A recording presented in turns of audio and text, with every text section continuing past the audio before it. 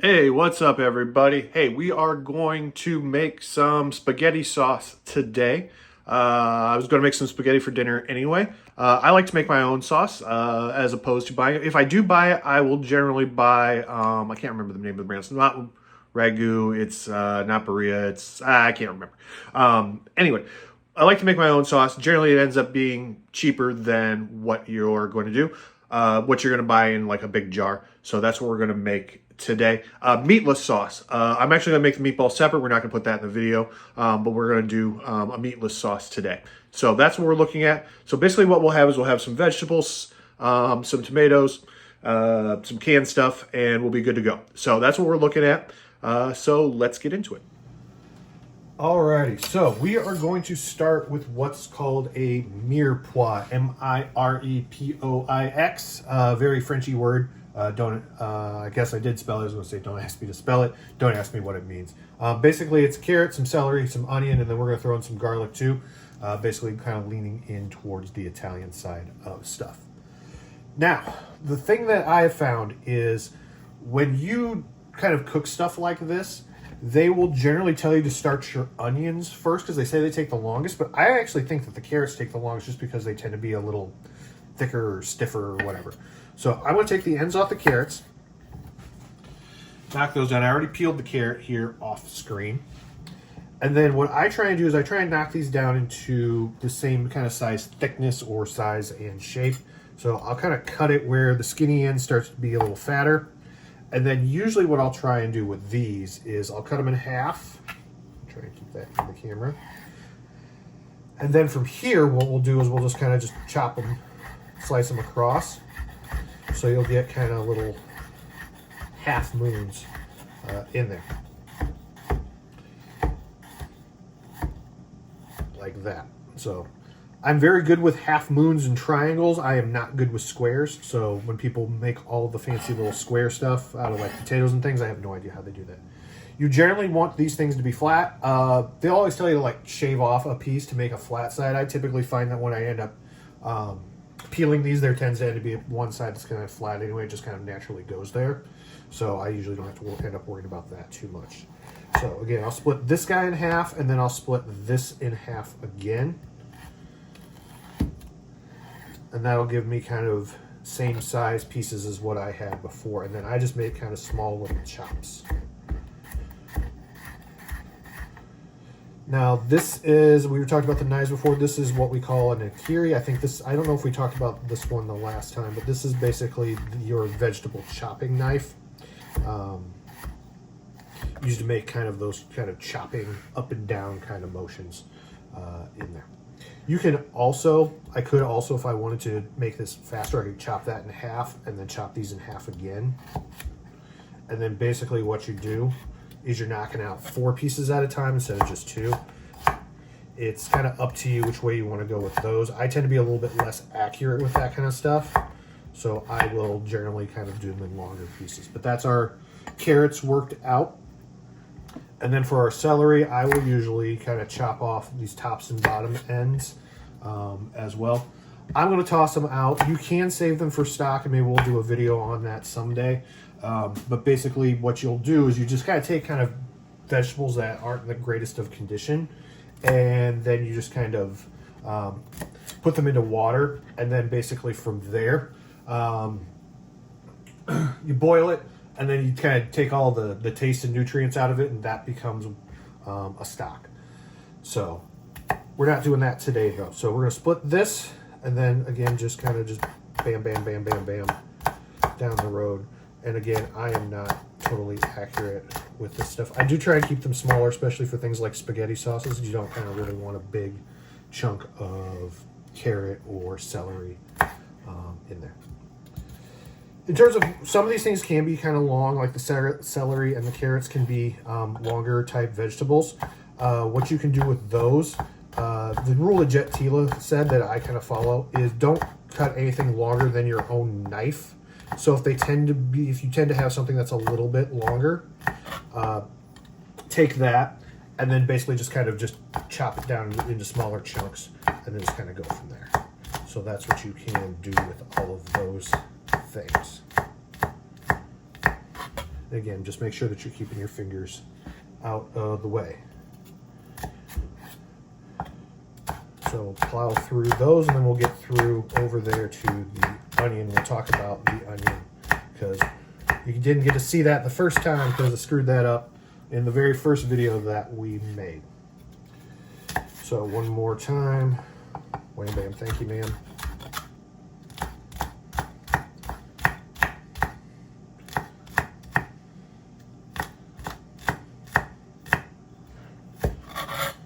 And for those folks who like to watch for the Top Chef reviews, I have not watched that yet. I'm waiting for the wife.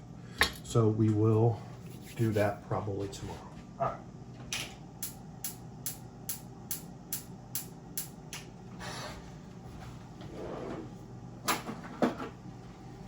The joys of a gas stove. Okay. Sometimes she lights and sometimes she doesn't, so sometimes you have to wait on that.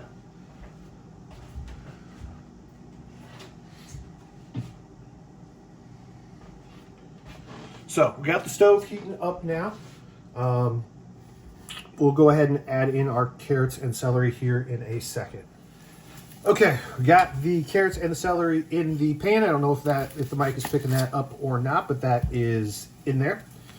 So remember, hot pan, cold oil, food don't stick is the rhyme. So make sure that you've got that nice and toasty before you go ahead and get that fired up. Alrighty, so proper way to cut an onion. So you're going to take I take what they call the top end, which is kind of the top knot. You slice that off, and then I like to slice them kind of down the middle. It gives me kind of two halves. And then from here, you can peel them. It depends upon how much kind of effort you want to get into peeling kind of the levels of skin. You can rip off kind of this next layer underneath the papery skin, but you end up throwing that away, which means you're technically ending up throwing out money because you paid for the whole onion, but you're only going to use part of it.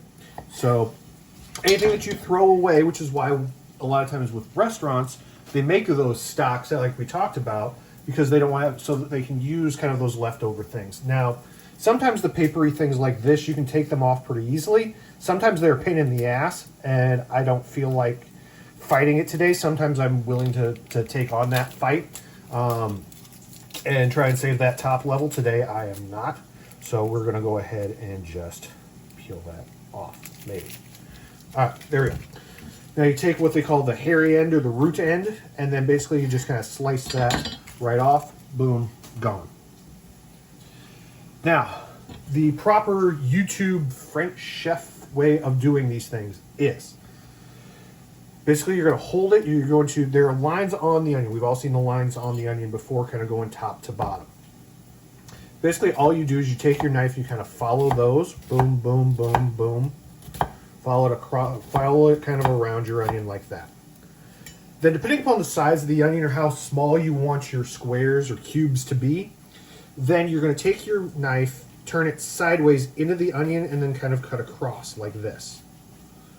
Now, again, bigger onion, or if you want smaller cubes, you'll make those at, not halfway. You do them at like 1/3 and 2/3 or something like that. For this size of an onion, we're only going to kind of do them once. From there, then, all you're going to do is just kind of up and down these, and once you do that, you'll see them kind of fall off into little cubes, just like that. So basically, that's all you're doing. When they say dicing an onion, that's basically all they're after, because they look like dice. So you're going to just make sure that you've got your little squares in there. Pull your fingers back. I have yet to master the whole kind of claw grip thing, where you pull them back and push the food through. I haven't quite mastered that yet, and I've been doing this for a while. Now, this end of this is usually where people kind of set this off to the side and throw that into a stock. What I'll do is I'll actually kind of cut it against, because I usually have, the cuts don't go all the way through to the back. So what I'll usually do is kind of cut it against the cuts, and then what that kind of does is just kind of simulate those same kind of squares. And yes, I did almost cut myself right there with those. So that's half the onion right there. Again, we're going to do that one more time. Just kind of making the cuts along the lines there as well. Crossy cross, boom, boom, boom, boom, boom, and then just up and down.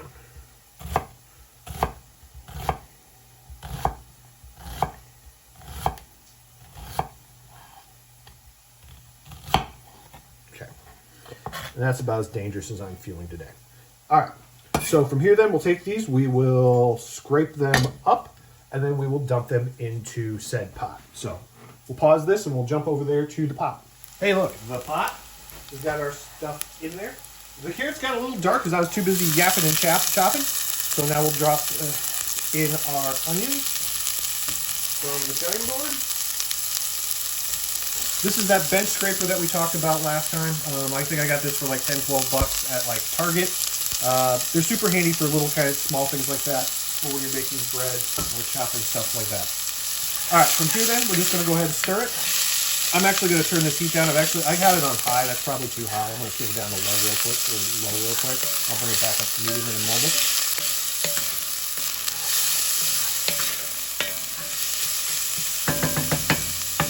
All right. Now, we've got our stuff stirred. Now we're going to add in our salt and pepper.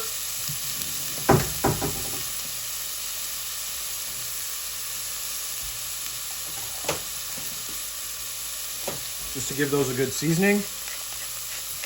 Boom, boom, boom, boom, boom.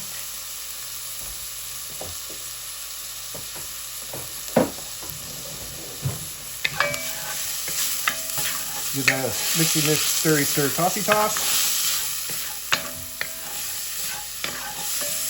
All right, we'll let those go while those soften. And while those soften, we'll go ahead and prep the rest of our stuff. All right, we're back to smash a little garlic. Here's our garlic. Again, you can just give it the CPR, especially if you've got a lot of repressed childhood anger like some people who may be shooting this video.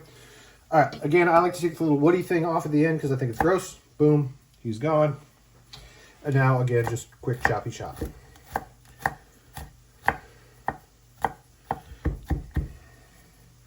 Clean that off. Try and scrape that all together. Run that through a couple of times. And usually with like this, your spaghetti sauce, it's going to be a little more chunky, so it's okay to have this kind of not be as fine as you need it to. All right. Or not be very fine, I guess. All right. That, clean that. Boom, boom. All right, on the bench scraper. You don't need to see me throw that in. You know how to put things in a pot.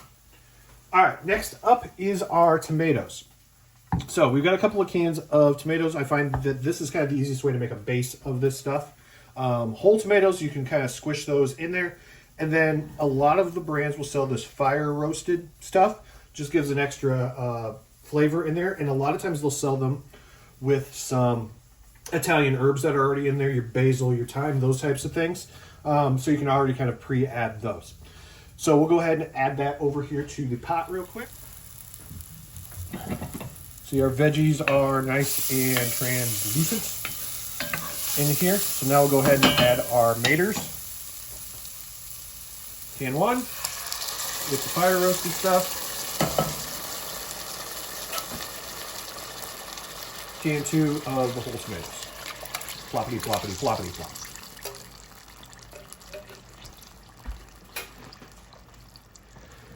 Give that a stir, and I'll usually kind of break up the tomatoes here as well in there. You can use a potato masher for that. If I was feeling extra spunky, and we may feel extra spunky later, I would take my immersion blender to these. Basically, they'll sometimes call them a stick blender. Basically, you stick them in, excuse me, and then you'll just kind of blitz them up in there. But we're going to start with just kind of these whole peeled tomatoes right now. We'll just kind of mush them as we go. Now, with the tomatoes, the canned ones can taste a little tinny, a little canny in here. So what we'll do is I like to add fresh tomatoes to this. So let's go ahead, come over here and chop those up. Lots of back and forth today. I should have planned this better. All right. This is a serrated knife. Sometimes they'll call it a bread knife. It's called serrated because you got kind of these little kind of ridges that go across this.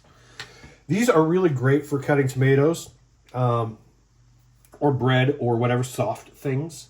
So I like to use this for my tomatoes. So basically all you do is kind of slice it down right there. And then again, you can use whatever you want with that. Now, if I really wanted to make squares, I could like square off the top and the bottom and then cut this in half and then kind of just make like go like this, and then turn it 90 degrees, and then 1, 2, and now I've got like little tomato squares. If you really want to be fancy about it, you can do that. I want to toss these in again. You know how to put things in pots. You don't need to see me do that.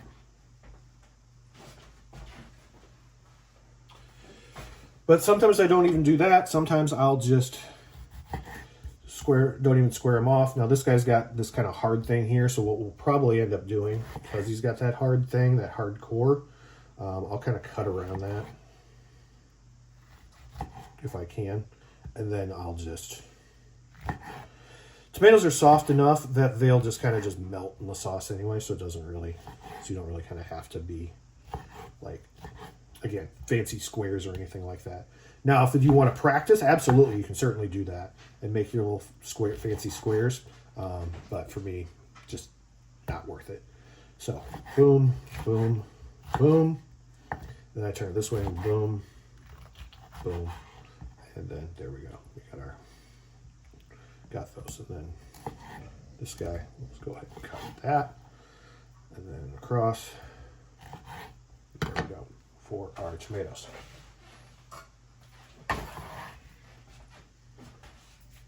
Splash. Splash. This is a one phone camera setup, so sometimes we can't go back and forth. All right, so our raw tomatoes are in here. We'll take that, we'll mix them in with the canned tomatoes. Again, I'll just give them kind of a smush, get those juices stirring, and off they go to just kind of just melt down at this point. So we're basically just looking for this stuff to kind of break up. You know what? I just realized I kind of did this out of order. This is tomato paste in a tube. I love it in the tube because I can just kind of squirt and kind of control it that way rather than having to put in a giant can. Technically, you're supposed to put this in with the raw vegetables. So before I put in all the canned stuff, I should have put this in first and mixed it together. I screwed that up. So we're going to just kind of squirt this in. Usually about a squirt for me is about a tablespoon if you really want to get into measuring things. And then you can basically put that in there to give it an extra level of tomatoey flavor as well. So you've got that going for you. So you can see I really kind of hit tomato kind of a couple of different ways. So we've got the fresh raw tomatoes, we've got the canned tomatoes, we got the canned whole tomatoes, the canned fire roasted tomatoes, we got tomato paste as well to go with our carrots, celery, and onions. And then they were cooked in olive oil. So you've got that kind of flavor going in here as well. Now from here, we're just going to basically let this cook. I'm going to throw in some capers. These are salty little guys. I really like them. My wife likes them. My kid doesn't. So I just put them in and tell her tough shit with these. You can use the brine. The brine is actually, you could consider the brine kind of another ingredient as well. But I like to throw these in just to give it kind of another little salty bit in there. Sometimes if I'm really feeling crazy, I'll throw in some olives in here. I don't think I have any olives to throw in my spaghetti sauce. Do I have olives? Hey, we do. All right, so we'll chop up some olives and we'll toss them in there. So you guys can see those. Quick chop on the olives. In they go. Give that a stir. Again, brininess, salinity, all that kind of fun stuff. A little bit of.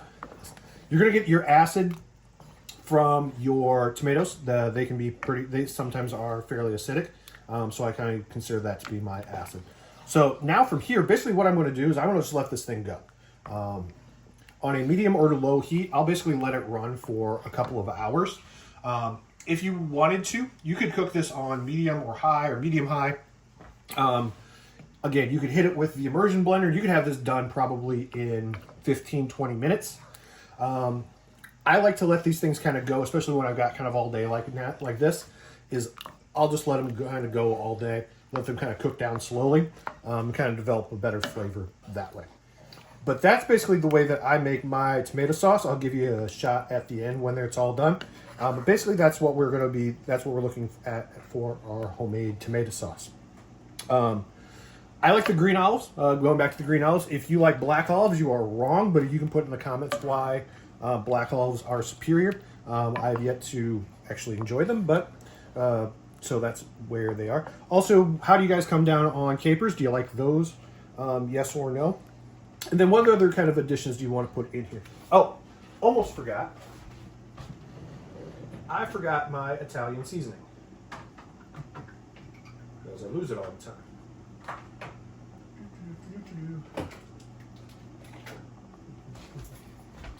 All right, we got the gourmet stuff here from Hy-Vee. We'll just go ahead and drop that in. As you can see, we are not a grocery store specific. The canned stuff came from Fairway, and then that came from Hy-Vee. And then just kind of dump this in and mix it through. Absolutely, if you've got fresh stuff, as we are coming here into spring and summer in the Midwest, if you've got fresh thyme, fresh dill, fresh parsley, fresh basil, whatever else you want to throw in here, absolutely throw that stuff in here. But right now, all I have is the dry stuff, so that's what we're going to go ahead and use and mix that through. All right, we're going to let this go, like I said, for a couple hours. We'll come back and we'll take a look at what it's going to look like kind of as the finished product. Oh, I almost forgot one thing. The super duper semi-secret ingredient. These parm ends. So if you buy the blocks of the parm, not the shaky stuff, not the powdery stuff, but the actual like stuff that you've got to actually like scrape yourselves. Once you get to the ends of these, you can just drop those right in there, and that will add that kind of cheesy element to your sauce. So it'll help thicken it, B, it'll give it that cheesy flavor, and then C, this is a great way to kind of use up kind of these odds and end pieces as well. So instead of sitting there and scraping a whole one or shredding a whole one in there, mix in those rinds and just let them kind of just cook in there, and they'll melt in, making those thicker. Other thing I forgot to mention, people will a lot of times put in sugar to help offset the acidity of the tomatoes. I generally don't do that. I usually kind of like it this way, probably because I use a lot of the canned stuff where that acidity is kind of taken off a little bit. But certainly if you think, if you want to put sugar in here, you certainly can. I know that's like a big no-no in like Italian cultures. Like the nonas over there, that's like blasphemous. But a lot of like Italian Americans do that. So that's kind of up to you whether you want to do that. I typically do not put that in there. All right. From here then we'll go ahead and we'll jump out a couple hours and take a look at what the finished product will look like. All right. This is a stick blender, immersion blender. Sometimes you'll hear them call it a boat motor. Basically, it does exactly this. You put it in, you turn it on, and it like makes your stuff smooth. Let me see if I can get the cord out of the pot.